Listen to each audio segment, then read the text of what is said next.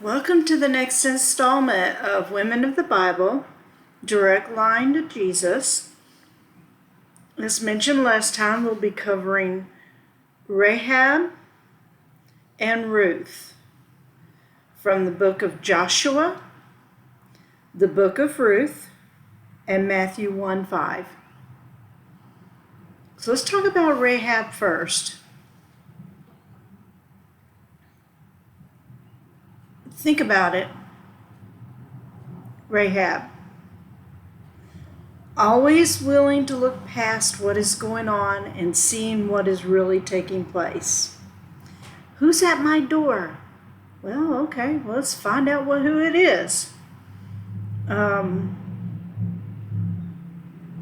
question to ask yourself before we go too far in here.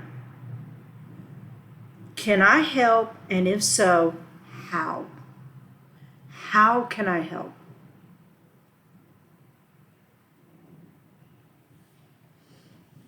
Remember, Rahab is really considered a prostitute.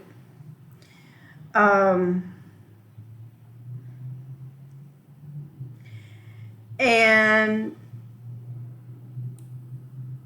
she lived in a very bad place. She shows that not everyone is bad, but willing to help. So go back and look at Joshua and look at what he's doing. And the fact that he sends two people, sends some guards in to scout this place out. And in Joshua 6:22 through 25, it says, "But Joshua has said unto the two men that had spied out the country." Now remember, he was not beyond sending spies in to make sure his people were safe before they came in. And the spies had met this prostitute called Rahab. And how did they meet her? Well, they were about to be discovered. They were about to be killed. They knocked on her door, which was not unusual for a prostitute at the time, but they knocked on her door. She opened the door and brought them in. And then she covered for them. She turned around and covered for them to say, they're here to see me, especially when the guards showed up at her door.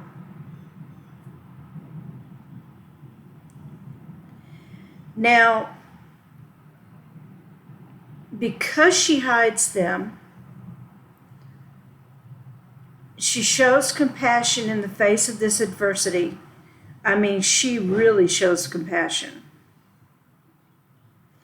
And in doing so, God grants her a request and saves her life and that of her family.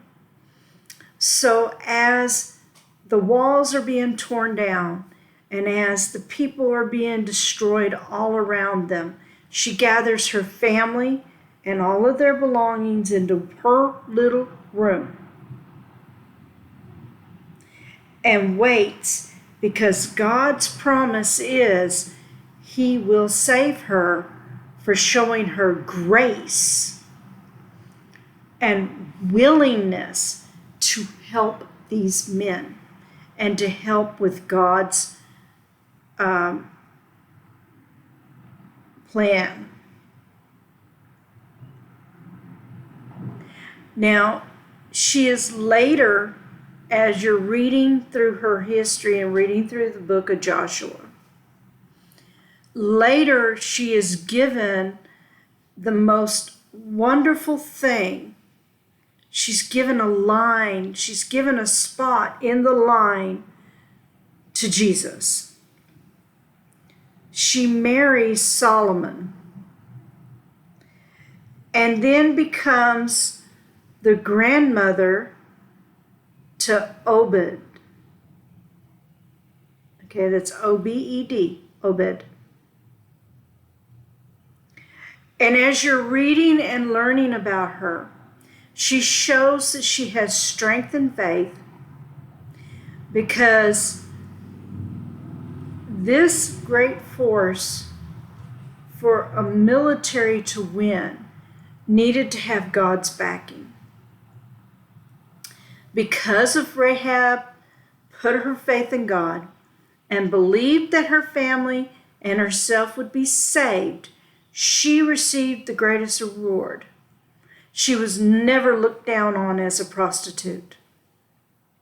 Instead, she's looked at for her strength, grace, and unwavering faithfulness to God. That's Rahab. Talk about Ruth. Okay? Talk about Ruth a little bit. Take a minute. Think about Rahab. But let's take a minute and look at Ruth. And something to think about with this one.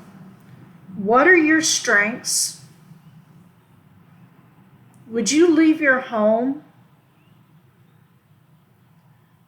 or return to your family?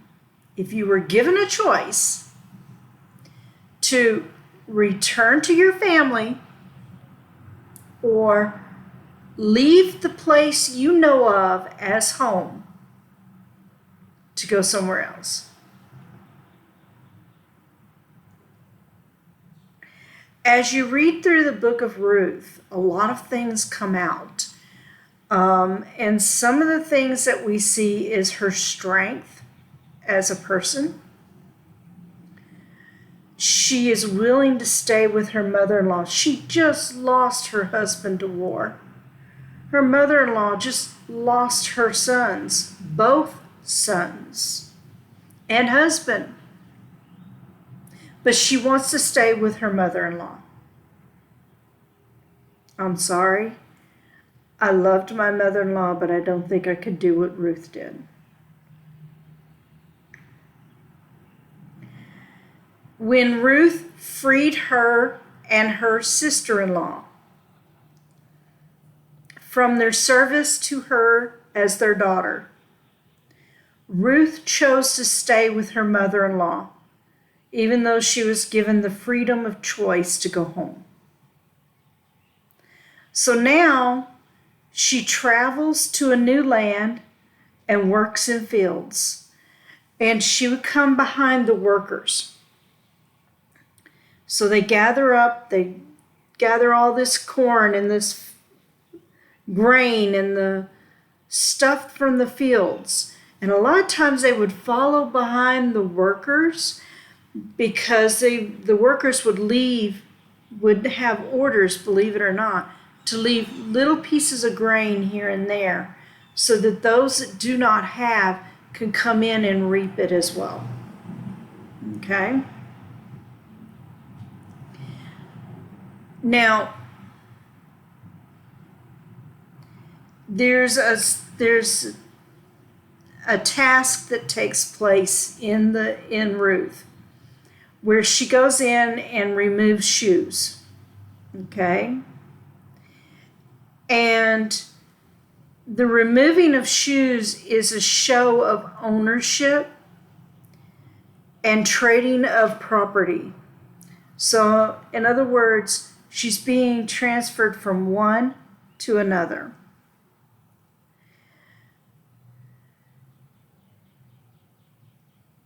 Naomi is her mother-in-law, and she could not have dreamed for a better daughter-in-law.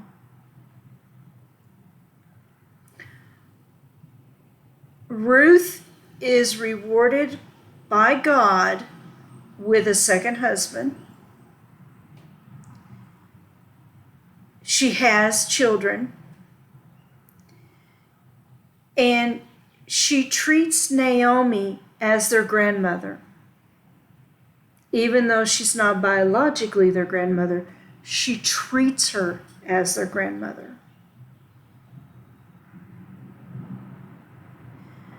She is one of 4 women actually named by Matthew as part of Jesus' family tree, as a direct descendant.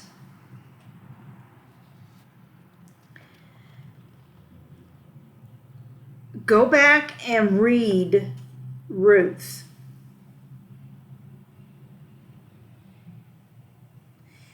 And you will see that Ruth has a lot of characteristics that I wish I could still have today. She is strong in her faith. She is strong in her love. She is strong in her ability to say, yes, Naomi, you are my mother-in-law, but I want to stay with you. How great is your strength? How strong are you to face changes in adversity and be willing to have an open heart and mind to go, yes, God, take me, lead me, I will follow. Until next time, I leave you in peace. Next time we'll be talking about Bathsheba. Woohoo! That is 2 Samuel 11 and 12 and 1 Kings 1, 11 to 31. Until then, peace be with you.